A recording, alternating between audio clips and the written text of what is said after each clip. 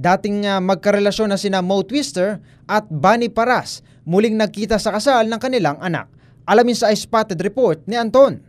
Samantala, sa isa pang balitang showbiz, muling nagkita ang dating magkarelasyon na sina Bunny Paras at DJ Mo Twister sa kasal ng kanilang anak na si Moira Greenway. Si Moira ang nag-iisang anak ni Mo at Bunny, ngunit hindi nagkatuluyan ang mga ito. Ginanap ang kasal ni Moira at ng mister nitong si Nicholas Asbari sa Magnolia Building, Lakeland, Florida, USA noong isang araw lamang. Dahil sa pagdating ni Mo, kung kaya't masayang-masaya si Moira dahil nakumpleto ang kanyang pamilya.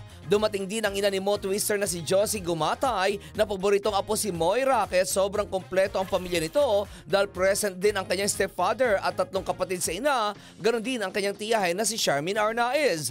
Napakatagal ng panahong hindi nagkita ang mag-ama, kaya siniguro ni Mo na present siya sa kasal ng kanyang anak. At iyan aking balitang showbiz para sa impilang may todong lakas, DWIZ. Ako si Anton, nagbabalita ng tama, naglilingkod ng tama.